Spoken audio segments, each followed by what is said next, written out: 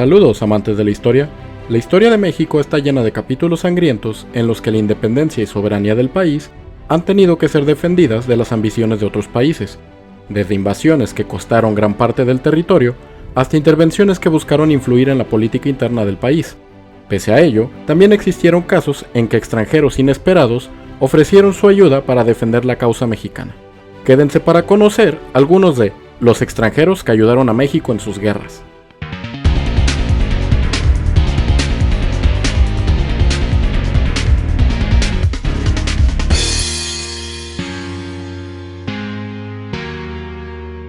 Gonzalo Guerrero. Aunque no se trate de México propiamente dicho, el caso de Gonzalo Guerrero es muy interesante por la transformación que dio a su vida y el apoyo que ofreció al mundo prehispánico, incluso si eso le llevó a dar la espalda a sus propios compañeros. Gonzalo Guerrero había sido un conquistador español que participó en las exploraciones de América pocos años antes de que Hernán Cortés emprendiera la conquista de México. La exploración y conquista de lo que entonces veían como el Nuevo Mundo era una empresa bastante arriesgada, que no siempre se saldaba con el éxito, algo que Gonzalo Guerrero vivió directamente. Durante una expedición, él junto con otros de sus compañeros naufragaron, llegando finalmente a las costas de Yucatán, donde los indígenas locales los atacaron y apresaron. Durante varios años fueron sometidos a duras condiciones, lo que llevó a que la mayoría de los prisioneros terminaran muriendo salvo Guerrero y su compañero Jerónimo de Aguilar. Al parecer, los años que Guerrero vivió junto a los mayas le hicieron familiarizarse y adoptar la cultura indígena como suya, llegando a casarse y procrear una familia, por lo que algunos le consideran el padre del mestizaje. Años después de la llegada de Cortés a las costas yucatecas, tanto Guerrero como su compañero Jerónimo de Aguilar recibieron mensajes de Cortés ofreciéndoles rescatarlos si se unían a su hueste. Mientras que Aguilar aceptó y terminó formando parte importante en el proceso de conquista de México, Guerrero optó por quedarse con los mayas. La motivación de su decisión aún es tema de debate, barajándose como posibilidades la vergüenza de mostrarse a la usanza indígena frente a sus compañeros, el miedo al castigo que tendría frente a las autoridades españolas, el apego a su nueva familia, entre otras. Lo cierto es que tal decisión unió su destino al de los mayas. Años después, cuando los conquistadores comenzaron a expandirse por Yucatán, se encontraron con una gran resistencia por parte de los mayas, los cuales, según se narra, estaban aconsejados por el propio Gonzalo Guerrero, quien les enseñó el estilo de combate español y cómo defenderse del mismo. Finalmente, Guerrero encontraría su final en un enfrentamiento contra los conquistadores, al recibir un virote de ballesta y posteriormente un disparo de arcabuz, muriendo poco después a causa de sus heridas. La figura de Guerrero ha sido muy debatida a lo largo de los años, acerca de sus motivaciones y su proceso de integración en la cultura maya, incluso se ha llegado a negar su existencia. Sin embargo, son varias las fuentes que relatan la existencia de este personaje que por una razón u otra decidió unir su destino al de los mayas. Como mera curiosidad, la película Avatar de James Cameron cuenta una historia muy similar a la de Gonzalo Guerrero, aunque no esté confirmado si la historia de este náufrago inspiró al director canadiense. Javier Mina. Otro español que decidió combatir a sus connacionales fue el guerrillero insurgente Francisco Javier Mina. Mina había sido un destacado líder en la lucha por la independencia de España, que entre 1808 a 1814 estuvo en manos de las fuerzas de Napoleón. Javier Mina fue uno de los líderes que recurrió a la entonces novedosa guerra de guerrillas, estrategia con la que se aprovechaba el conocimiento del terreno y el apoyo de la población local para esconderse y atacar por sorpresa allá donde el enemigo fuese vulnerable. A pesar de ser un líder destacado durante la guerra, terminó capturado en 1809 por los franceses, quedando cautivo hasta 1814, momento en que terminó la guerra y pudo volver a España. Mina era un hombre con ideales liberales, por lo que al término de la guerra formó parte de los inconformes con las medidas que el rey español Fernando VII estaba tomando, especialmente con la derogación de la Constitución de Cádiz, hecho que le costó su exilio. En el extranjero conoció a Fray Servando Teresa de Mier, quien se encontraba organizando una expedición de voluntarios extranjeros con los que apoyar la guerra de independencia de Nueva España, causa a la que Mina terminó uniéndose, posiblemente para seguir luchando contra el rey de España. Mina, junto con otros voluntarios que se encontraban a su mando, desembarcaron en Soto la Marina, en el actual estado de Tamaulipas. Ahí establecieron un fuerte y posteriormente, a la cabeza de un grupo compuesto por estadounidenses, españoles, italianos, franceses, griegos y otras nacionalidades, se adentró en Nueva España con la intención de unir esfuerzos con otros insurgentes. Para el momento en que Javier Mina se unió a la causa insurgente, líderes como Hidalgo y Morelos habían sido capturados y ejecutados, por lo que la resistencia se había limitado a la lucha guerrillera. evitando atacar y capturar alguna ciudad por falta de armas y recursos.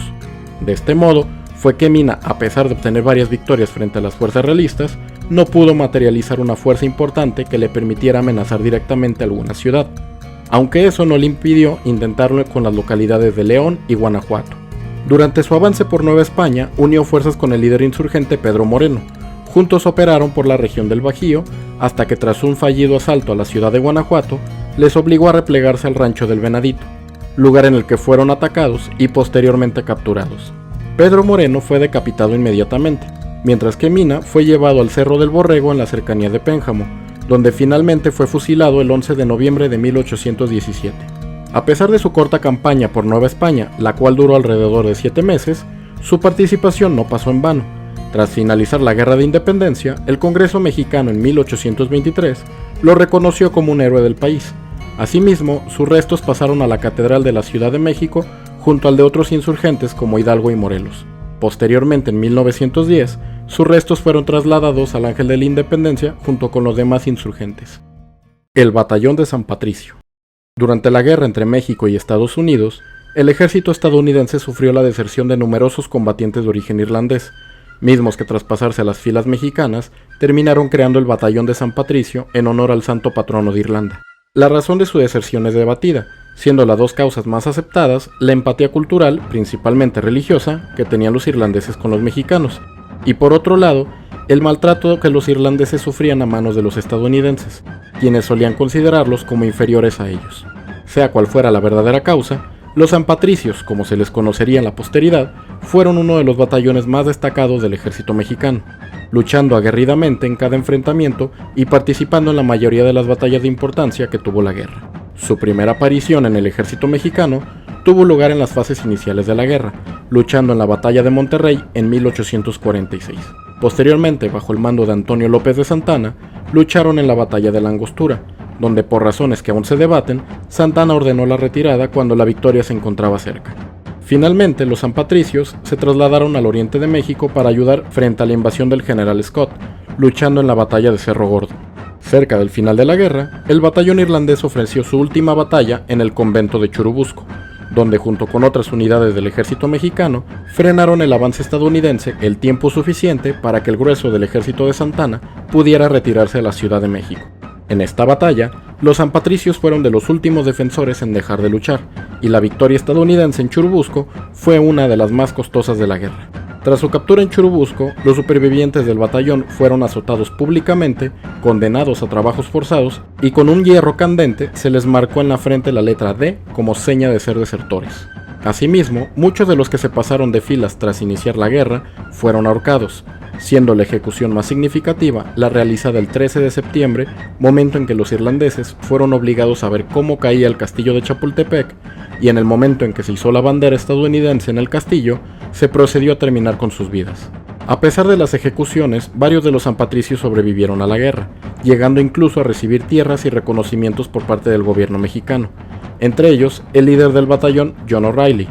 Asimismo, las acciones del batallón de San Patricio son recordadas hasta el día de hoy, llegándose incluso a colocar el nombre del batallón en el muro de honor de la Cámara de Diputados, y en 1997, con motivo del 150 aniversario de la batalla de Churubusco, se creó la banda de gaitas del batallón de San Patricio. Edelmiro Mayer. Edelmiro Mayer fue uno de los tantos aventureros que existieron en el siglo XIX, personas que en su afán de conocer otros lugares, luchar por sus ideales o bien simplemente vivir aventuras que contar después, terminaron participando en algunos de los grandes acontecimientos de la historia. Nacido en Argentina, Mayer inició su aventura viajando a Estados Unidos, lugar en el que terminó participando en la Guerra de Secesión, dentro del bando de la Unión. Durante sus años en Estados Unidos, llegó a servir bajo las órdenes del general Ulysses Grant, y publicó un periódico en el que proponía la inserción de afroamericanos en el ejército de la Unión, idea que poco después fue llevada a cabo. Tras finalizar la guerra, pasó a México, donde ofreció sus servicios al presidente Benito Juárez para combatir a la intervención francesa y al imperio de Maximiliano. Una vez en el ejército, puso en práctica la experiencia adquirida en Estados Unidos, llegando a alcanzar el rango de general. Durante la guerra, trabó amistad con Porfirio Díaz, bajo cuyas órdenes había servido. Tras finalizar la guerra, lo terminaría ayudando en su intento por derrocar a Benito Juárez. Sin embargo, tras el fracaso de este complot, fue condenado a muerte. destino que solo pudo evitar tras la intervención del embajador argentino en México. Aunque su participación le costó el exilio de México, Mayer volvería brevemente al país durante el Porfiriato, una vez que su antiguo amigo tomó las riendas del país. Giuseppe Peppino Garibaldi. Al igual que Mayer, Giuseppe Peppino Garibaldi fue otro aventurero que participó en varios conflictos alrededor del mundo. Dado que ya hay un video de Garibaldi en este canal, aquí solo abordaré de forma generalizada su participación en México.